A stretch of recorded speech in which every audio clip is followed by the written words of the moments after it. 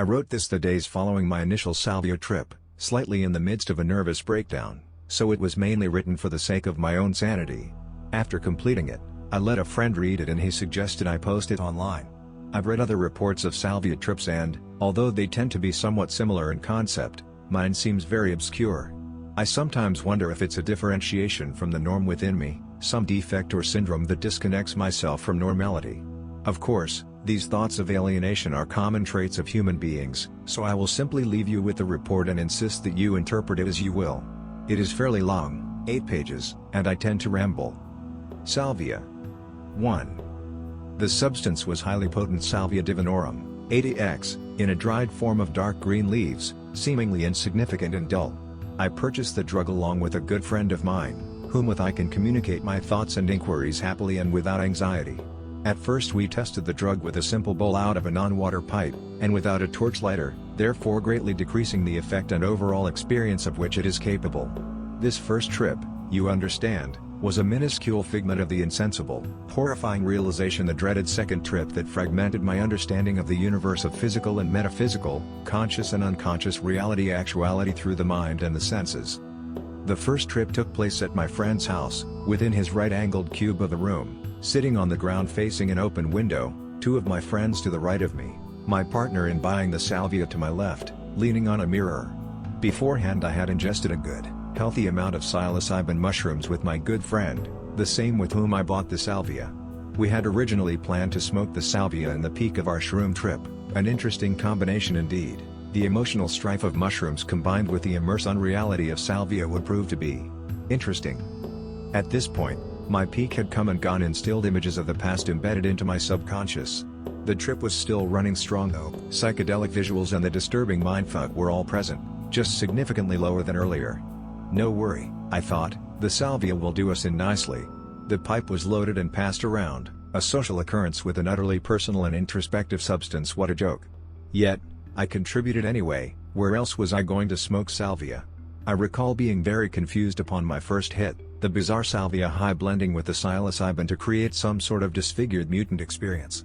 At this point, I wasn't yet feeling the full trip of the salvia, but that all changed with my second hit. As I exhaled, my central vision fragmented and divided into a baffling cesspool of minuscule corners and angles, repeating into infinity, all within the frame of the window I was staring at. Stairs, a bunch of stairs, just pure stairway, that's all I see. I recall mumbling somewhat frantically, deep in the grip of confusion and shock. I kept gasping at the ultimate sharpness of everything, like I was seeing things in significantly greater detail than I had ever before. Soon thereafter, the unending abyss of angled chaos dissipated from the window, and I was left with an unbearable sensation of heat and panic. Mushrooms usually fluctuate my temperatures, so I assumed that the salvia maximized this effect. The attention of my 3 fellow inhabitants suddenly fell solely upon me, their bug-like eyes staring at me in deadly transfiguration, watching me intently. I felt as if they were one, vessels controlled by the same operator, used to watch, observe, and guide my life. Paranoia. Some amount of time passed before they waved me off from their concern, moving on to the ramblings of another, going on and on about his trip that had just ended. I tried to listen, but strange things were happening all around us. The area of the window attracted all of my focus, and upon staring blankly into for a few moments, I felt my entire perception collapse around me. Now, only the window remained of my earthly realm, everything else exploding into random content. It's very difficult to explain the image that I saw at this point, and illustrating it would prove to be more effective, but that is a task for another time. The only significant aspect of it that I can recall is an ample series of gears and machinery in the chaotic background to my reality. The salvia trip ended as abruptly as it began, and with its absence returned the psilocybin in full force. I spent the remainder of the day tripping happily, letting my precipitous salvia glimpse fall back into the subconscious fissures of my thought. 2. My second trip crushed any set questions and perceptions that my first had spawned. Was it a realization conceived by my own illusionist mind, or a sliver of the ultimate outside, the metaphysical realm of outer being and existence? Is it my own self that conceived these hallucinations, or was it a glimpse of something beyond myself, yet within my own mind? Endless questions rattle my thoughts, yet I cannot answer any with true confidence. Nevertheless, I will explain to the best of my memory what exactly occurred within that bizarre, introspective, existential nightmare, that reality-dissolving clusterfuck of chaos and infinity. This was the next day, for we had planned to wait for good conditions and tools to perform the smoking with the best results. It took place within my friend's bedroom, a very comfortable and spacious room which I was greatly familiar with and at ease within. Our utensils consisted of a good-sized water bong, probably about 11 in height, and a high-powered butane lighter, having heard of the added efficiency of the herb if burned at a certain heat not accessible with the average lighter. My fellow tripper smoked his amount first, and seemed to trip fairly, but not at all what was expected. He claimed it to give him a strange high, yet not true out-of-body hallucinations. I then loaded my amount into the bowl piece, packing a bit more of the substance than my co-tripper, seeing the results of his hit. While I did this, I could already hear him pinching more salvia, that mutant. Igniting the butane lighter, I plunged into the dance of the Divinorum. The bowl was gone within moments, and the smoke floated like milky mist within the multiple chambers of the glass contraption, waiting ominously to be inhaled into my unknowing lungs. The smoke was not too harsh, and I managed to hold my hit in for a fair while. As I blew the fiendish smoke out, I immediately felt the effects. That familiar feeling of anticipation, the waiting. I then lied back onto the mattress, watching in vivid foreboding as my world slowly became more precise, with much greater detail and strangeness that brought terrible fear, along with greater interest and curiosity. I, too, felt the salvia without a doubt, yet I was not experiencing the true effects of it. This I can blame on the minuscule size of the bowl available, for it was slightly broken, yet still in working order. Therefore, after wandering about for a few minutes, still in my own body and in control of my motor functions, I loaded another hit and dived in. This time, immediately after hitting it, I knew my trip was nigh. All the recorded symptoms of the pre-trip were present, the back tingling, the slow eye movement, the loss of normal thought and perception, along with a fair amount of common psychedelic visuals, such as pattern movement and morphing. I faintly recall my two friends looking at me, questioning whether I was tripping or not. Although I could understand what they were saying in my mind, I could no longer express my thoughts vocally. I tried to concentrate on replying, but I could not. Strange things were happening all around me. In a futile attempt at communication, I fumbled with my lips to say the word "what," in a questioning manner. What came out, however, was an elongated manifestation of the word, much deeper in tone than I thought my voice capable. I am not sure if this was simply the beginnings of auditory hallucination, or the way I actually sounded, but that doesn't matter too much. Seconds later, I fell into an indescribable abyss of chaotic nothingness. I was suddenly without identity, some entity of essence, yet not consciousness, with direction, yet without memory. Thought, yet without conception. Movement was natural, it seemed, for without knowing I found myself slithering about in this amazing void of random vapors and essences of inhuman color and form. I pushed aside these alien fragments of matter, searching madly for something, yet I could not quite understand what it was. I was in a state of utter confusion and distress. I kept asking myself what I was, what being is, who am I, how am I? To describe myself in this state is almost impossible. I knew I was myself, yet I did not know my name, or form, or anything. I recognized my consciousness as what it is, but I couldn't grasp the actuality of my existence. As I searched through this strange dimension of what seemed to be only sensation and color, within a plane restricted to what is most recognizable to me as length and height, I came to hear familiar voices. The voices inflicted unknown memories of some kind, yet I still could not determine who it was calling out to me, and innumerable possibilities fanned out within my thoughts. These voices, I later discovered, were the voices of my two friends, watching my empty body, unknowing that my mind was elsewhere, trapped within a maze of emptiness and alien abstractness.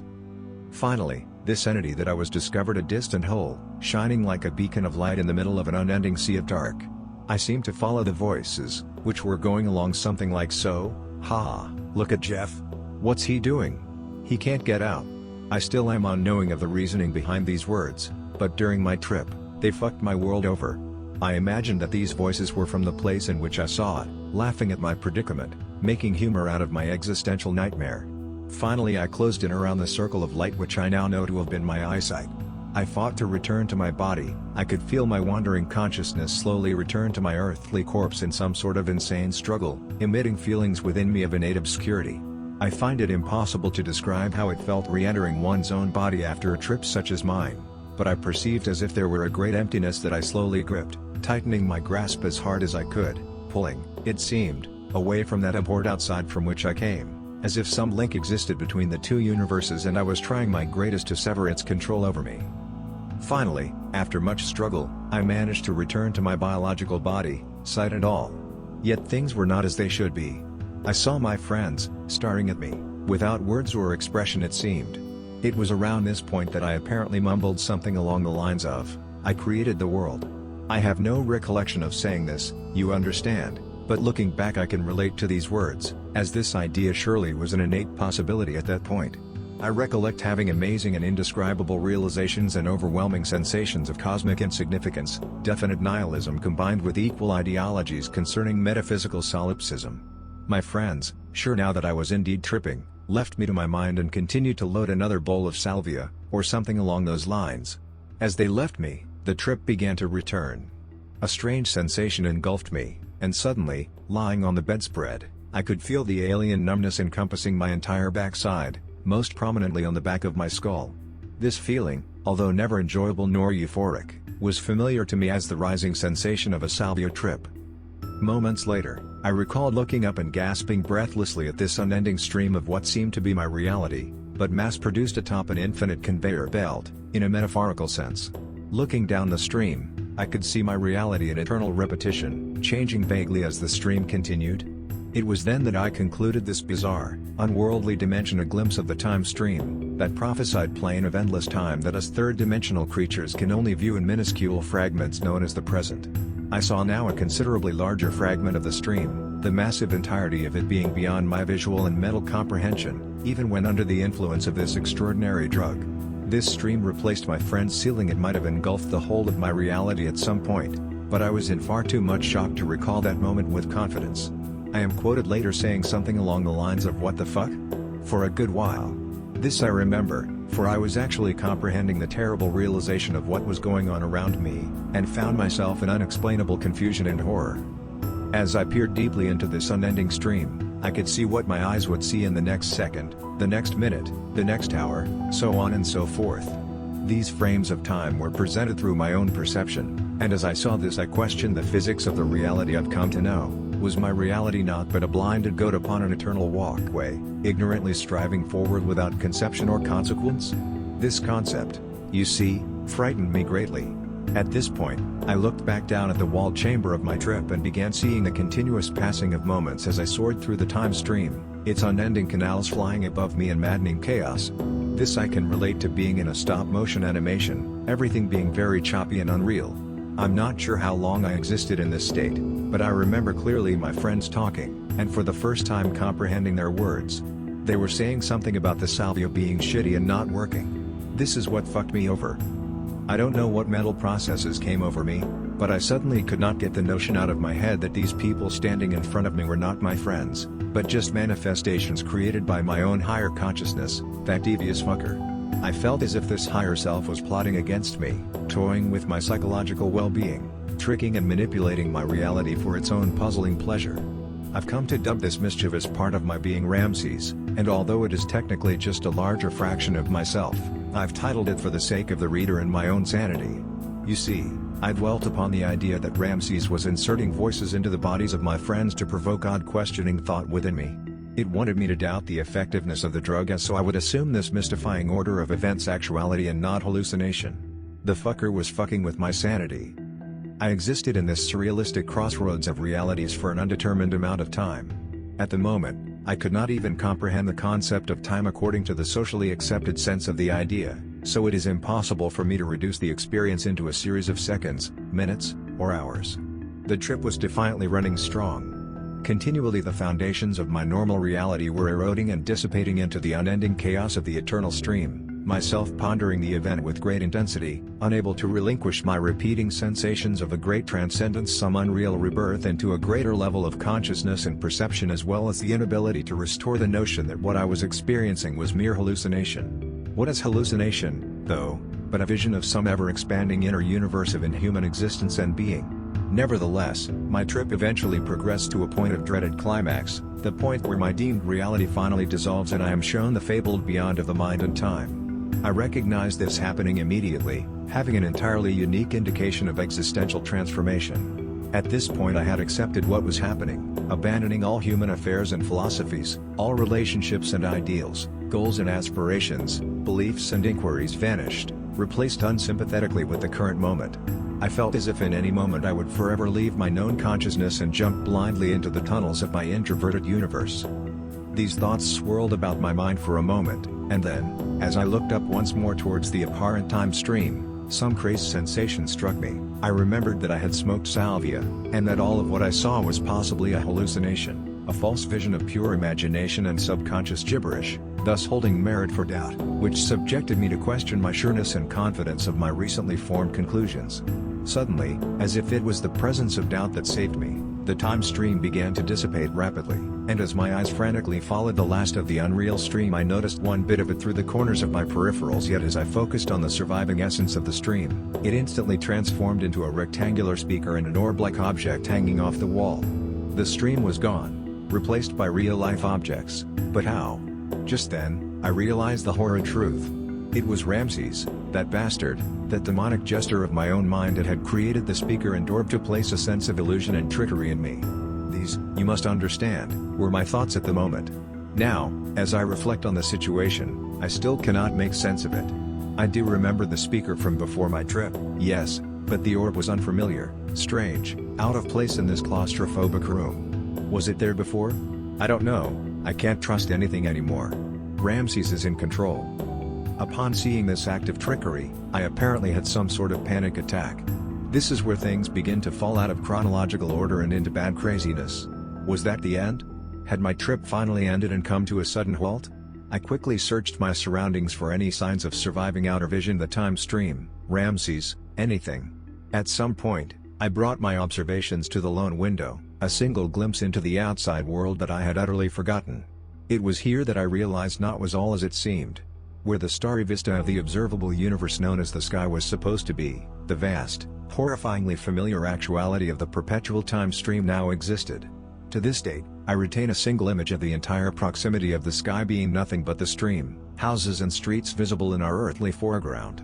Now I began to question the reality of what was happening. Was I still within a hallucination, still wandering in some sort of alien essence across that endless void, or had my reality truly fragmented? Things seem to be in a state of static existence now, the time stream terribly visible across the dark, night sky as well as being visible in the corridors of some neighboring house, its familiar basketball hoop and black BMW parked in front, separate, somehow, from the abnormal tangles of duration flickering behind it. It's difficult to explain how I perceived this at the time, and still today, as it remains clear in my memory. It was as if solid objects, earthly third-dimensional matter, seen through reflected light emitting from the sun, were nothing more than some cruel illusion, a shadowy foreground blocking view of the ever-expanding vista of time.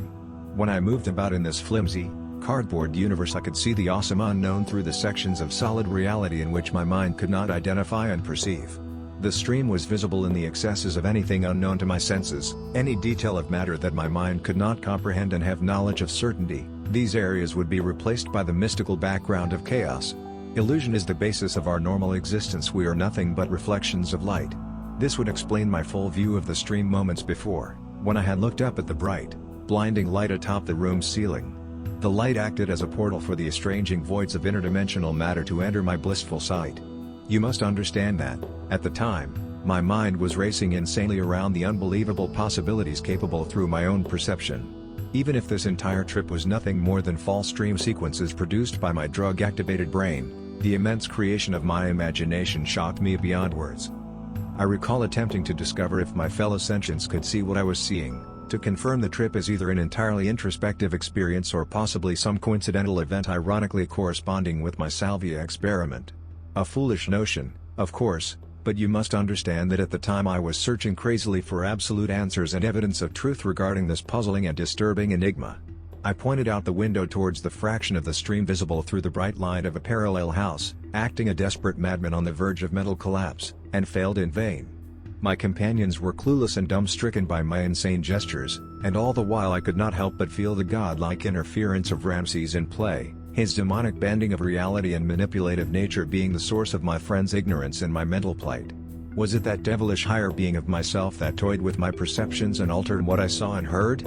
I darted away from the horrific window into the unknown in a crazed reaction to my fellow's inability to see the stream so openly manifested through my senses. I pondered aloud, albeit purposelessly, of the unmistakable realistic nature and colossal caliber of my mind. Whether it be complex hallucinations or interdimensional portals, it didn't matter. Somehow, someway, my cerebral cortex had produced the abstract perception of this alien world. I remember saying something along these lines to my confused and seemingly distant friends, from whom came intense vibrations of fallacy and unfamiliarity, as if some essence had possessed them, controlled them in a way, to say and do their strange actions/words. It was around now that I began to come down, seeing the psychedelic morphing and pattern movement often seen in the effects of more common hallucinogens, such as LSD or mescaline. I looked out the window once more and found the scene to be the same as in the midst of my trip, the colossal stream visible in the vast sky and shadowed, unknown corners about our Earth, in every blinding light and blackened shadow. It seemed static, no more was it dissolving and consuming as it was earlier, it simply existed. Perhaps it was waiting. Across the street was the car of another one of my friends, who I then remembered was waiting impatiently for me to finish my trip and get in, as so she could give me a ride home, this being a school night. The trip, however, had not ended. I was now getting the distinct weird high felt after a salvia trip. No collection of words or imagery could ever fully describe this high. It was just something clearly out of this world, totally strange and rare among human consciousnesses. The best way to put it in any adjective or verb would be confusing, utterly bewildering and greatly distressing, the incapability to keep track of any thought or action, a total loss of earthly correspondence. This, combined with the continued shock of your recent trip, leaves the individual in a baffled atmosphere of reality. Paranoia was defiantly present. I could not see or hear or think anything without suspecting deception at the hands of Ramses. I walked around for a minute, deep in thought, until one of my friends, the inhabitant of this maddening room, mentioned that I was being waited upon by my ride home and that I should hurry and get down there.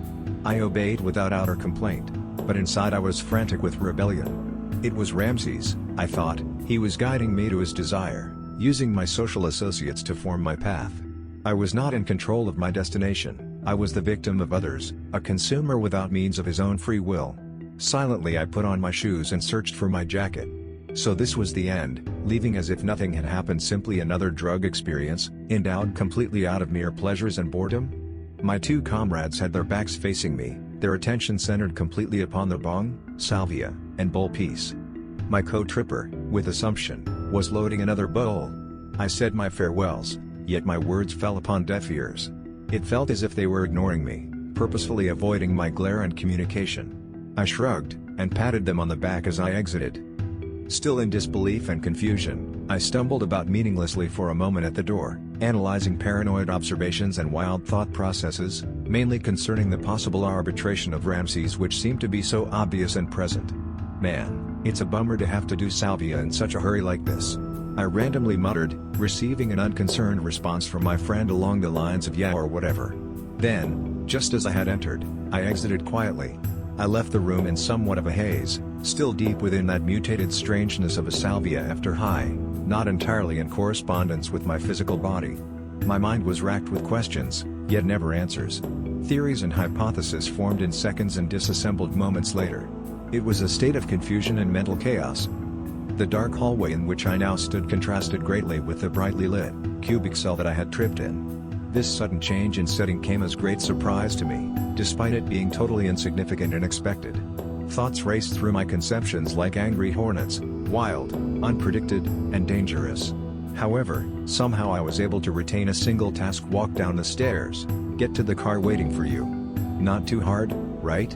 A mindless and simple task for my usual self, but I was nowhere near that at this moment. I was something else, a creature of misunderstood notion and apparent vibration, similar, in theory, to a man tossed through some dimensional rift, raped on all fronts by things beyond human imagination, bisected, trisected, dissected, and twisted into some grotesque matter and then abruptly stitched back together into his original form and put back on Earth without the slightest indication that anything had ever happened, yet all of it still fresh and clear in the man's brain. Was I supposed to act normal?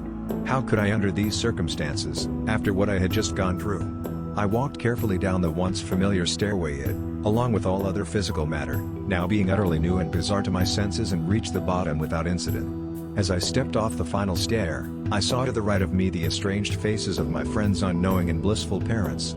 They were staring at me intently, violently almost, as if I were someone different and uncommon to their lives. I had known these people since childhood. We had smoked the salvia without their permission or knowledge. Had they any clue as to what alien portals were being stretched and opened in the floor above? Could they possibly comprehend my state of thought or mental plight? What would they think, I wonder, if I were to fall upon them insanely with crazed ramblings of my bizarre hallucinations? Forget it, no use. They were just more victims of the drug generation, used-up vessels existing in a rut. They would never understand a mind like my own. So, I simply waved and voiced a polite goodbye, walking, with my back facing them, towards the door. As I walked, I felt the eyes of Ramses transfixed atop my spine. Was he in control of these uninvolved adults as well? No more of this existential paranoia. Focus on the task, walk outside, get to the car. Massive sensations of fear and loathing boiled inside of me as I approached the door to the outside. I paused momentarily before opening the door.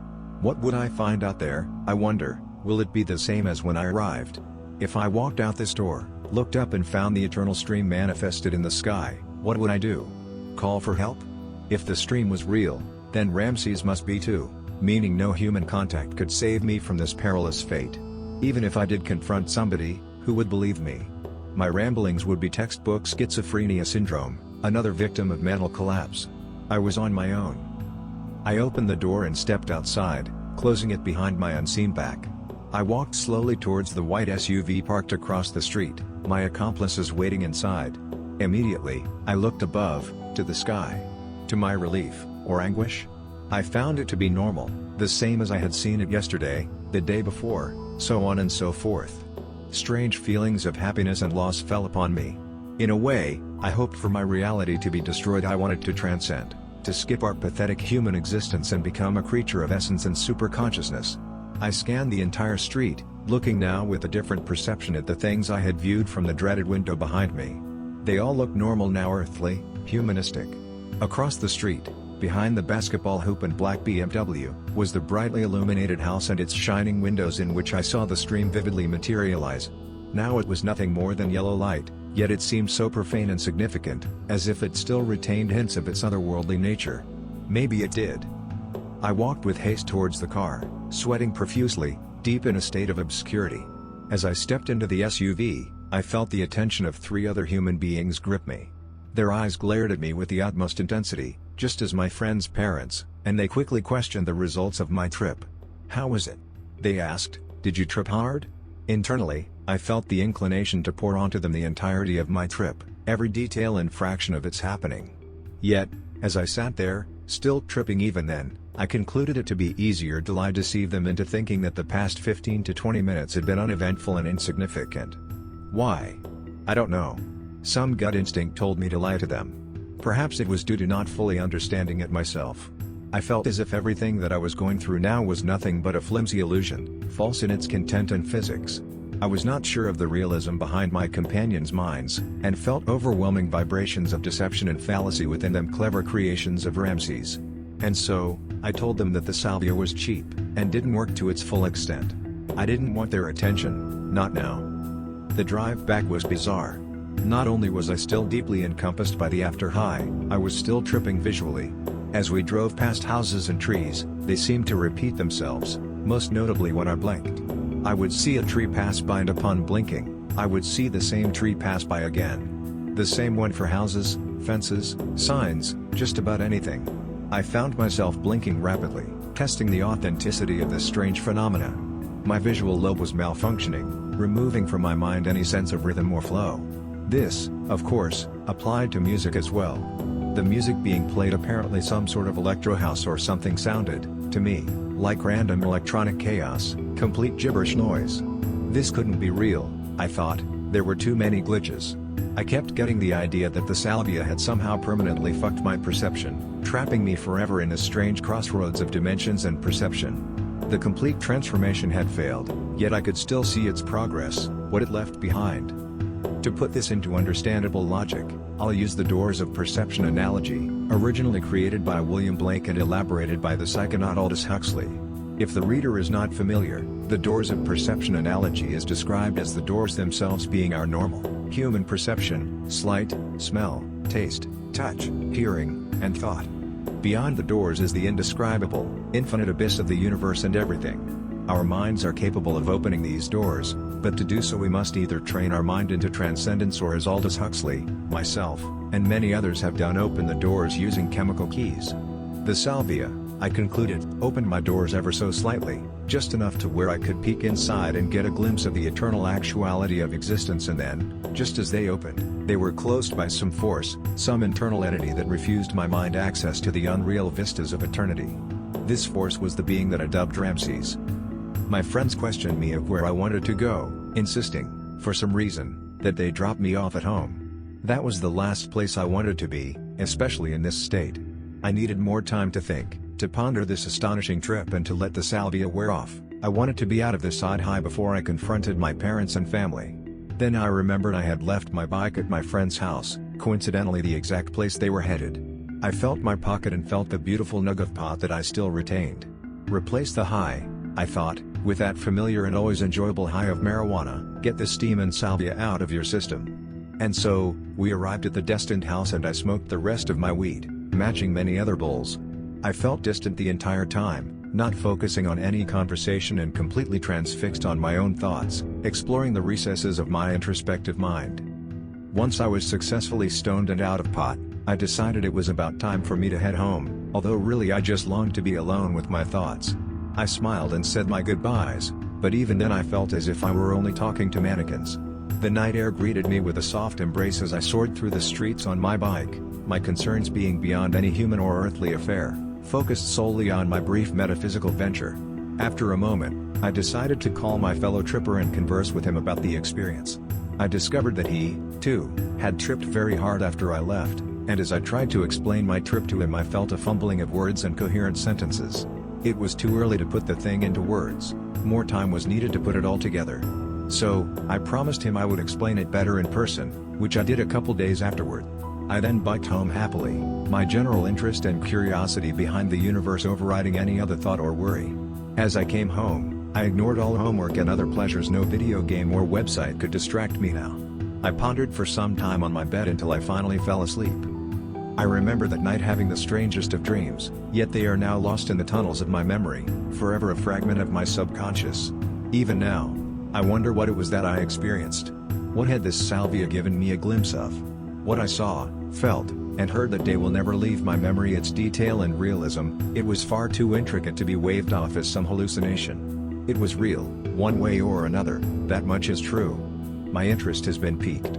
I must return to that disturbing outside existence. I must travel through dimensions and see what no human can naturally see. I will search the world for more drugs and methods to activate the capabilities of my mind, and I will record each experience as I did this one, a frail attempt to save these memories from the inevitable black hole of mental erosion and death. In the end, the salvia neither did good nor bad for me. Its effects hit me deep, and loosened my dynamic grip on sanity and reality, and with it I now have the insane quest to explore further and dwell deeper to reach those maddening plains of majestic terror in nothingness and finally discover what man has foolishly sought to avoid. Maybe not now. I'll let my mind rest and prepare itself for more such exploration, let it settle and to readapt to this analytical world in which I walk.